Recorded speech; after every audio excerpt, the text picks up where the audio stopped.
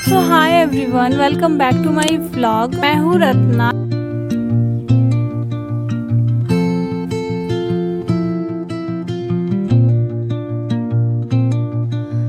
If you are planning to take admission in CUJ this year and feeling confused about the counseling process, then this video is exactly for you. From registration to final admission. तो आज के इस video में मैं step by step complete process बताने वाली हूँ। So without wasting any time let's get started. सबसे पहले मैं एक डाउट क्लियर कर देती हूँ कि बहुत सारे लोग मुझे कमेंट करते हैं कि काउंसलिंग ऑनलाइन होगा या ऑफलाइन। तो मैं बता दूँ, काउंसलिंग जो है ना कम्प्लीटली ऑफलाइन होता है। आपको अपनी अलॉटेड डेट पे ना CUJ के एडमिनिस्ट्रेटिव बिल्डिंग में रिपोर्टिंग करनी होती है। जैसा कि रजिस्ट्रेशन कंप्लीट हो गए हैं, काउंसलिंग डेट्स भी आ चुकी हैं, देन रजिस्टर कैंडिडेट लिस्ट भी रिलीज़ हो गया है। हाँ, तो अब बात करते हैं step by step complete process की। जिस दिन आपकी काउंसलिंग डेट होगी ना, उसी दिन सबसे पहले तो आपकी एंट्री होगी। एंट्री के बाद ना आपको एक लिस्ट दी जाएगी जो वेबसाइट पे भी अवेलेबल है। इसका पर्पस बस इतना ही होता है कि आप अपने सारे डॉक्यूमेंट को उसी ऑर्डर में अरेंज कर दो जो उसमें लिखा हुआ है।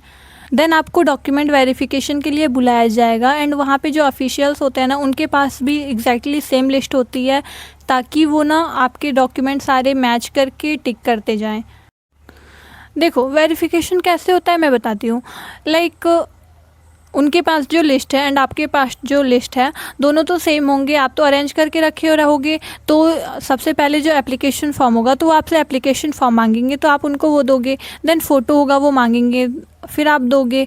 एंड लाइन बाय लाइन जो सारा डॉक्यूमेंट होता है ना, तो आप उनको देते जाओगे एंड वो ना टिक करते जाएंगे अगर सही हुआ तो। अगर आपके डॉक्यूमेंट में कोई इशू हुआ या फिर कोई डॉक्यूमेंट मिसिंग हुआ, तो ना उसका रीज़न लिख दिया जाएगा एंड उस पर क्रॉस कर दिया जाएगा। वेरिफिकेशन कंप्लीट होने के बाद ना आप उनसे एक बार पूछ लेना कि अभी कोई प्रोसेस बाकी है या फिर हम लोग घर जा सकते हैं। तो जो भी वो बताएंगे आप उसी हिसाब से कर लेना, क्योंकि ना काउंसलिंग नोटिस में ना मेंशन किया गया है कि आपको 1-2 दिन की ज़रूरत पड़ सकती है। देन वेरिफिकेशन के दूसरे दिन ना मेरिट लिस्ट आ जाता है एंड जिन भी कैंडिडेट का नाम मेरिट लिस्ट में होता है ना, तो आपको ना यूजुअली 24 आवर्स दिया जाता है। उस 24 आवर्स के अंदर ही आप अपना पेमेंट कर दो, वरना आपकी सीट कैंसिल हो जाती है।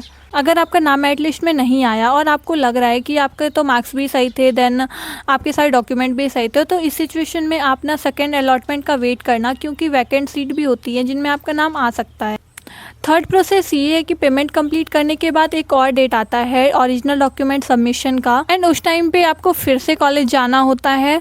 देन आप अपने सारे डॉक्यूमेंट सबमिट करते हो। डॉक्यूमेंट सबमिशन करने के बाद ना आपकी क्लासेस की डेट आ जाती है। उसी हिसाब से आप शिफ्टिंग प्लानिंग जो भी है आप कर सकते हो। तो यही था मेरा CUJ का काउंसलिंग से लेकर एडमिशन प्रोसेस। अगर आपको कोई क्वेश्चन है ना, तो आप वो कमेंट में ड्रॉप कर देना, मैं सबके आंसर्स करूंगी। वीडियो को लाइक, कमेंट एंड चैनल को सब्सक्राइब करना मत भूलना। मिलते हैं नेक्स्ट ब्लॉग में। Bye bye.